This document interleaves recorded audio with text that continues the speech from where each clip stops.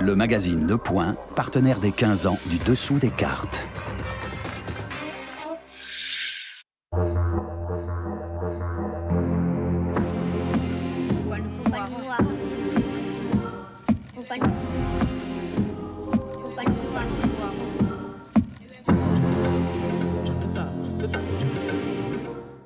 Bonsoir. Le Liban peut-il devenir un État normal, c'est-à-dire cesser de jouer les États tampons, autrefois entre l'Europe et les Ottomans, et aujourd'hui entre Israël et la Syrie? Alors nous allons consacrer 2 numéros du Dessous des cartes à ce pays, car avant d'évoquer le retrait des troupes syriennes du Liban en avril 2005, il y a un certain nombre de faits historiques essentiels qu'il faut avoir à l'esprit pour comprendre un petit peu de la personnalité de ce pays. Voilà, le Liban est là, à la fois très proche de l'Europe, méditerranéen et ouvrant sur le Proche-Orient, puisqu'il partage ses frontières nord et est avec la Syrie et avec Israël, sa frontière sud. Alors on s'en doute, un tel voisinage n'est pas forcément simple. C'est le plus petit État du Proche-Orient, 10 500 km², soit même pas le tiers de la Belgique. Il fait 210 km de longueur et entre 40 et 70 km de largeur. Et c'est une largeur qui, très vite, depuis la côte, vient buter sur 2 chaînes de montagnes qui ont donné leur nom au pays. Il y a la chaîne centrale du mont Liban, et puis plus à l'est, les monts de l'Anti-Liban. Et entre les deux, la plaine de la Bekaa, qui en fait est un plateau d'environ 1000 mètres d'altitude. Alors ces montagnes ont une double importance. D'abord, elles sont le château d'eau d'où naissent de nombreuses rivières qui traversent le Liban, se jettent en Méditerranée ou dans le Jourdain. Voilà donc un pays qui est riche en eau dans une région qui en manque. Et puis dans l'histoire du pays, ces monts du Liban ont toujours offert un refuge aux minorités opprimées. Alors justement, parlons d'histoire. Cette rive de la Méditerranée fut d'abord une côte phénicienne. C'est sur ces côtes que furent fondés des grands ports phéniciens de l'Antiquité, Byblos, Sidon, Tyr. Les Phéniciens furent un grand peuple de marins, de commerçants, et du 9e au 7e siècle avant Jésus-Christ, ils ont joué un rôle d'intermédiaire entre les civilisations de la Méditerranée, de la Mésopotamie et de l'Égypte, en faisant le commerce du cuivre, de l'étain, du cèdre, du blé. Alors peut-être que les Libanais d'aujourd'hui ont hérité de la vocation maritime et commerciale des Phéniciens. Au IVe siècle avant Jésus-Christ, les Libanais ont aussi été influencés par la civilisation hellénique, après les conquêtes d'Alexandre. À partir du 1er siècle avant Jésus-Christ, l'Empire romain a laissé aussi au Liban de superbes ouvrages de l'époque d'Auguste, tels le sanctuaire de Jupiter héliopolitain, dont on peut voir les ruines à Baalbek, ou encore la porte monumentale à Tyr. Au 7e siècle commence la pénétration et l'influence arabo-musulmane avec les dynasties omeyyades, abbassides, fatimides. Mais ce furent les Turcs qui ont été les plus durables colonisateurs. D'abord avec les Turcs seldjoukides au XIe siècle, et puis la longue période ottomane, très précisément de 1516 à 1919. Alors déjà, il faut s'imaginer ce que cela représente comme circulation d'hommes et d'idées sur cette petite bande de terre logée entre mer et montagne. Alors comment fonctionne ce territoire ? Voici une carte tirée d'un atlas publié à l'Université Saint-Joseph, à Beyrouth, je vous donnerai tout à l'heure la référence, et elle indique l'implantation des familles féodales du temps du sultanat ottoman. Elle montre des territoires dirigés par les émirs ou les cheikhs. Ils se trouvent à la tête de grandes familles, de communautés, à la fois puissance religieuse, sociale, parfois militaire, toujours puissance financière, car ces émirs versaient un impôt au sultan ottoman, c'était leur seule allégeance, mais prélevaient un pourcentage à la source, et la source de l'impôt, c'était leurs paysans. Alors ces clans féodaux sont, entre autres, des familles maronites de Kazen, dans la province de Kesrouan, des Druzes, tels les Djumblad dans le Chouf, les Jobeish, des chrétiens maronites de Razir. Ces communautés organisées autour des monts Liban ont formé un territoire qu'on avait appelé le Petit Liban. Et il faut bien comprendre que leur cohésion et même leur identité étaient avant tout religieuses. Et ce qui va créer des tensions entre elles, c'est le passage de cette identité religieuse vers la gestion des affaires politiques, et ce, sous l'influence des puissances extérieures. Alors qu'est-ce que cela veut dire ? Bien, ça veut dire que le Liban devient un champ d'affrontement entre les grandes puissances de l'époque, Paris et Londres, qui vont instrumentaliser ces communautés. Alors pour simplifier, les Britanniques plutôt côté druze et les Français plutôt côté maronite.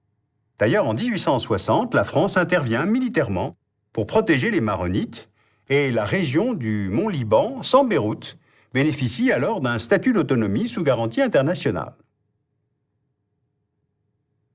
L'Empire ottoman démantelé en 1919, juste après la Première Guerre mondiale, Paris et Londres se partagent la région. Et la SDN, la Société des Nations, confie aux deux capitales ce qu'on a appelé des mandats.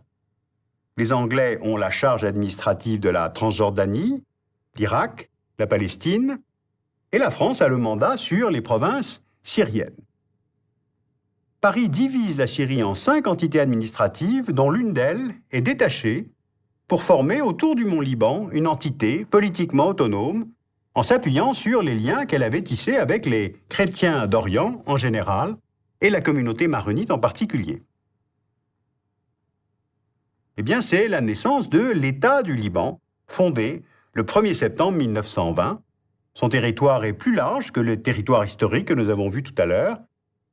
Il s'agit d'un grand Liban, et c'est là sans doute un basculement à retenir, car la formation d'un État libanais, amputant la Syrie d'une de ses provinces, est bien sans doute que cela n'a jamais été oublié par Damas. Alors, dans cette enveloppe étatique, quelle est la répartition géographique des communautés ? On repère la région centrale du pays, entre Beyrouth et la Bekaa, c'est la région des Maronites. Ce sont des disciples de Saint Maron, ils sont des chrétiens orientaux, persécutés par Byzance, venus au 8e siècle de Syrie pour se réfugier dans le mont Liban, justement.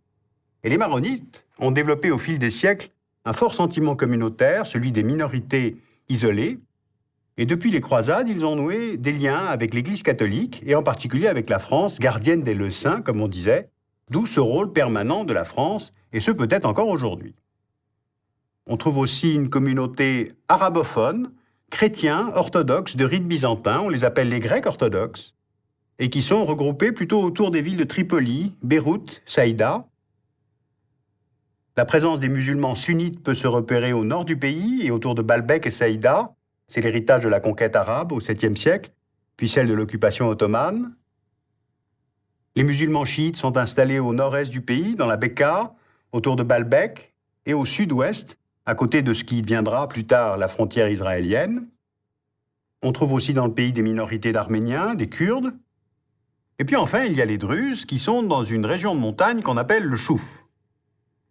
À l'origine, ce sont des musulmans venus du Caire, issus du schisme, et leur ancien vizir, Al-Darazi, a donné son nom à la communauté druze. Mais comme ils sont influencés par la philosophie grecque et bouddhique, ils croient à la réincarnation, alors ils sont rejetés par les musulmans, et les Druzes viennent eux aussi se réfugier, entre autres, dans les montagnes libanaises vers la fin du XIIe siècle. Alors cette carte, c'est un petit peu une photographie que l'on peut peut-être retenir, car d'abord, c'est sur cette répartition entre les communautés que se fait le recensement des Libanais en 1932.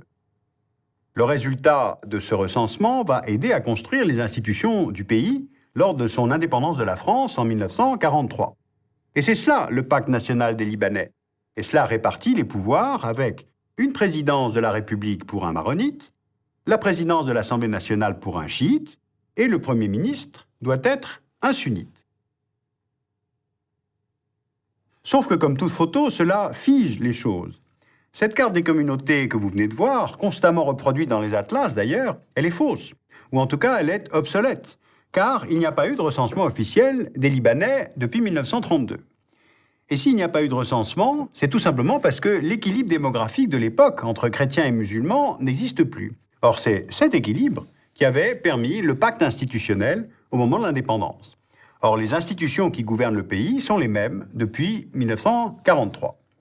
Alors pour certains, ce pacte est assez équilibré, car il permet la gestion des institutions du pays. C'est lui qui maintient le système communautaire et multiconfessionnel, ce qui régit l'équilibre entre les communautés chrétiennes et musulmanes. Mais pour d'autres, au contraire, cela prolonge un état consensuel, un état mou, Cela interdit la formation d'une identité nationale. Cela favorise le fait que chaque communauté s'appuie sur une puissance étrangère pour faire avancer ses droits. Alors bien logiquement, dans un prochain numéro, nous allons analyser les ambitions des voisins du Liban, c'est-à-dire la Syrie et bien sûr Israël.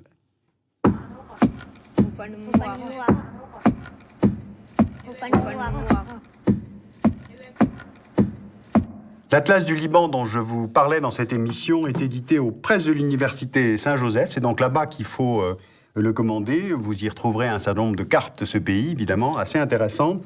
Et puis je vous recommande vivement la lecture du livre de Georges Corme, Le Liban contemporain, aux éditions de la Découverte. C'est un livre tout à fait lumineux sur cette société qui est très attachante. J'ai appris beaucoup de choses de cette société complexe dont je vous en recommande très vivement la lecture, le livre de Georges Corme.